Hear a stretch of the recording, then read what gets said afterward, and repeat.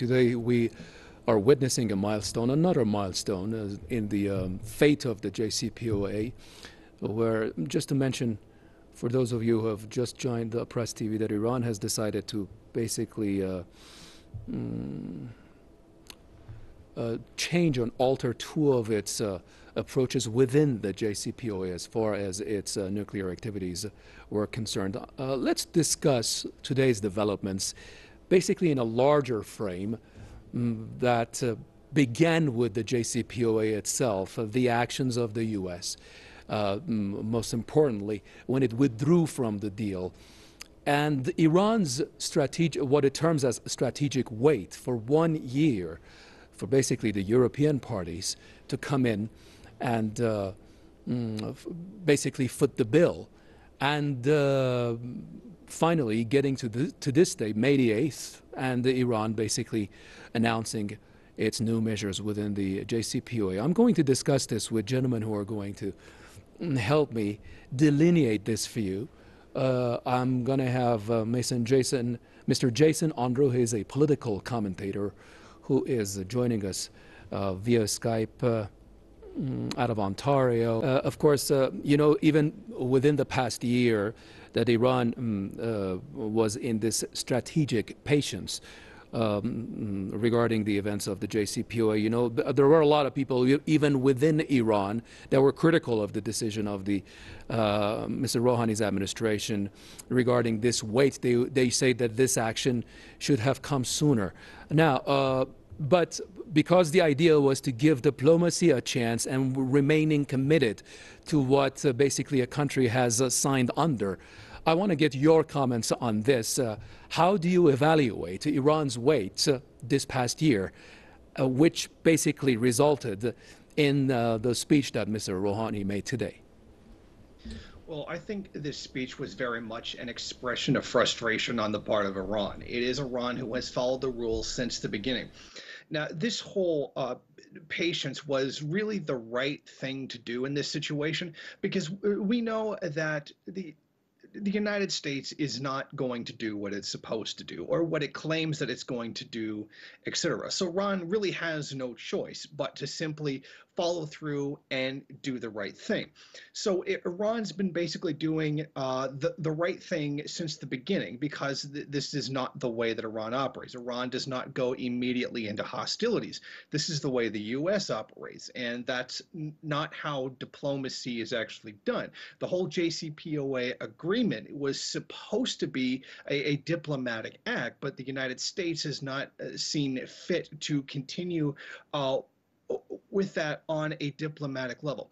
Now, Iran has to follow it to the letter perfectly. If they do one single little thing wrong, even by accident, the United States will claim that Iran is in violation. They'll post it all over the media and claim that Iran is violating it and that Iran is evil, etc. They'll exaggerate it to ridiculous proportions and use that to demonize the country. And much of the U.S. population will believe that that is the truth. So it's one of those cases where Iran has to be better than the United States in this case, not just for the simple fact of being honest about acting in good faith here, but for the fact that the consequences of not doing so are great in this situation. Now, I understand that after a year of patience trying to do the right thing and trying to save this agreement, it took a lot of patience to do that. I couldn't say that many countries would have gone so long, but I think Iran had to make that effort in order to do so. So now that these particular measures are being put forward, even though they're not in violation of the agreement, they're perfectly okay, then we know, or I highly suspect, that the U.S. media will try to twist this in a way that will make Iran look like the bad guy. And I think that's a very nonpartisan issue in the United States. While Democrats and Republicans certainly have a great deal of division on many issues, imperialist aggression, whether that be against Iran, the DPRK, or Venezuela, they seem to be completely and wholly united on that point. So I think that Iran really had to be more than willing to completely follow the rules straight to the end because of the way that they will be demonized. I mean, so far, the European signatories who have voiced their support for the agreement, who said that they would go along and they said they would help facilitate the agreement, even with the United States pulling out, they're certainly not putting their actions to their words. So Iran is left here holding the bag, being the only one who is, in a manner of speaking, acting with honor, doing as they agreed they were going to do. So Iran does have to eventually take these measures. I mean, I understand you be patient, you be diplomatic, you do the right thing, but what do you do when the person across from the table from you, that being the United States, won't act in good faith? They won't do what they're supposed to do. So Iran is going to show that there are going to be some consequences for not following agreement. They will take actions which they are perfectly legally allowed to do, but I believe that in the end, they will still be demonized by the United States for doing them.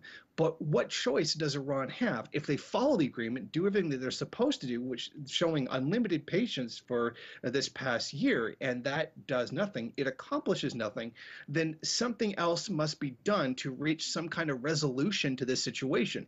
Either have the agreement abolished altogether, or preferably, in the eyes of Iran, have everyone come back to the table and do what everyone agreed to do to begin with. Have Mr. Jason Unruhe, political commentator from Ontario, for my next question. Of course, Professor Yaroubian mentioned something about the number of sanctions that America has levied against different countries only within the past month. It's a very interesting point.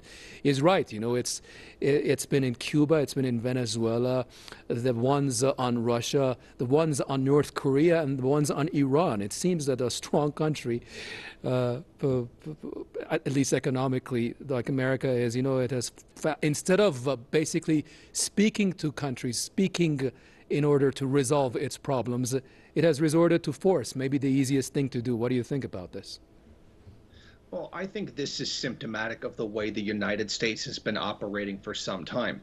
A lot of these countries, the DPRK, Cuba, Venezuela, Russia, China, etc., have rather an uneasy alliance together because they're all in a similar situation in trying to deal with the United States as the hegemonic superpower in the world. Thus, when you have that position, a position that comes about by a use of force, I think that a lot of them are going to ally together in order to alleviate some of the difficulties that they face together.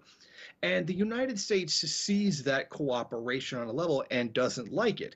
Now, none of these countries can directly challenge U.S. power, but collectively, they do have an ability to undermine U.S. influence over them. And I think that's what the U.S. sees. That's what's been building for several years now.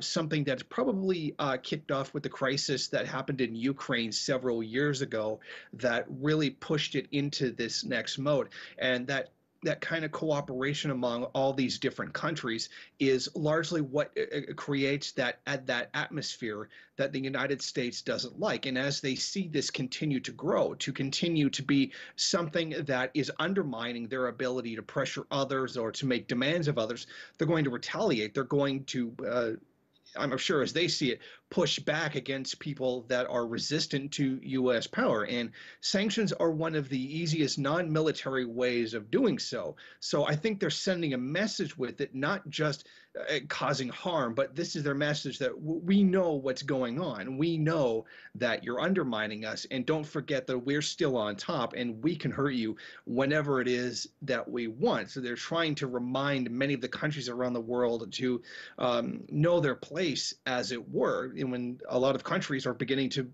frankly, rebel against that, or are fed up with it. People are tired of living under the thumb of U.S. profits. They're tired of living under an alliance of the United States, Saudi Arabia, Israel, etc., that just seeks to enrich themselves and pulverize everybody else. I mean, it's something that a lot of countries are fed up with, and many of the global poor are fed up with.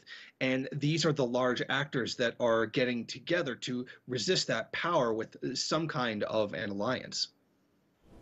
Okay, Jason, you mentioned something about these so-called sanctioned countries, including China, because China is a very interesting example of forming some kind of a unity against the U.S. Hegemonic policies in the world of economy.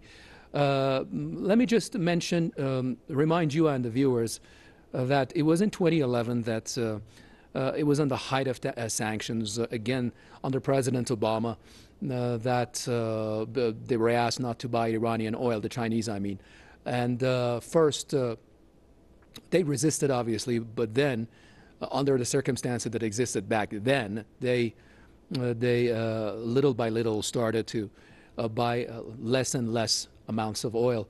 Do you think that this is going to be the case now? Don't forget, now we have President Trump in office. It's about 8-9 years later. A lot of things have changed in the world politics, and let's not forget that the U.S.-China relations, as far as economy is concerned, you know, right now we have a China that is seeing $200 billion of tariffs on its goods.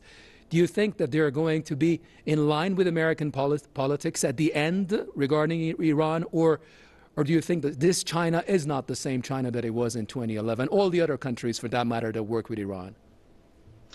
I think that's a very interesting question.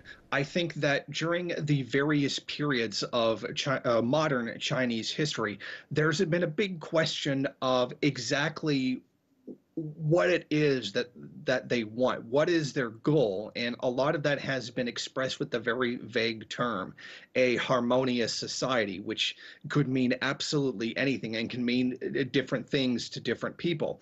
I think mainly what it is that China wants is minimal hostilities with basically everyone in order to just continue facilitating as much business as they can. They would like to expand their financial power over as many countries as possible. They would like to wield as much global influence as the United States does. Now, the U.S. and China are locked in a very strange relationship where they, at current times, are very reliant upon each other. The U.S. needs to import from China, and China needs to export from the United States. So even as China is rising in terms of the size of its economy, the power that that economy wields to rival the United States, they are both still stuck in this dependent relationship. The pattern of Trump thus far has been to be very aggressive, just cancel any agreement that already exists and demand a new one, and then claim to be the great dealer, the deal maker, as he likes to call himself. I think that in this situation, China has been very largely patient with a lot of the nonsense that has been coming out of the White House, deliberate delay tactics that are just meant to frustrate the Chinese, etc. And they've been putting up with that for some time now, almost the entire presidency of Donald Trump. I think that their long-term goal is to secure those agreements, a solid agreement from the United States, particularly under the auspices of Donald Trump, and then begin to make changes in policy that they feel is necessary. I'm certain that they do understand that they are, to a degree, in a similar situation with Iran, but I think China will largely do what it takes to get those agreements in place, and then probably through the back door continue the things that they've done before, not necessarily with everything. I mean, we know that there are very strict restrictions on trade with the DPRK that have been put down by the UN Security Council and the UN in general, which a lot of Chinese companies very quietly do ignore and continue to carry out trade, albeit illegally. So this is not something that is